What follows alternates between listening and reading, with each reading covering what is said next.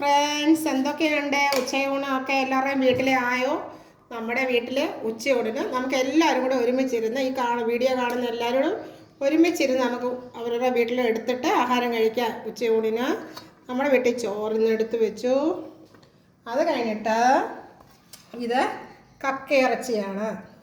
കക്കയിറച്ചി clean ചെയ്യണേ വരുന്ന കഷ്ടപ്പാട് ഓർക്കുമ്പോൾ നമുക്ക് മേടിക്കാൻ മടി വരും. പക്ഷേ ടേസ്റ്റ് ഓർക്കുമ്പോൾ കഷ്ടപ്പെട്ടിരുന്നാണ് നമ്മൾ വൃത്തിയാക്കും. പിന്നെ ഇച്ചിരി സാമ്പാർ,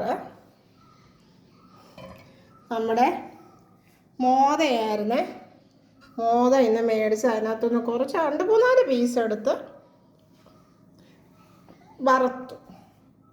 അത് കഴിഞ്ഞിട്ട് എല്ലാം ഇച്ചിരി അല്ലേ, എന്തെങ്കിലും കളയാൻ പറ്റുമോ? നമ്മുടെ വീട്ടിലെ ഇന്നലത്തെ ഇരുന്ന ഇച്ചിരി ബൈഗൺ എന്ന് പറഞ്ഞാൽ വഴുതലങ്ങയുടെ കൂട്ടാനാണ്.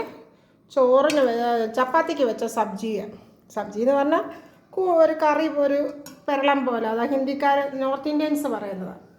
അത് കഴിഞ്ഞിട്ട് ആ മോദ എടുത്ത് ഇച്ചിരി മീൻ കറി വെച്ചു.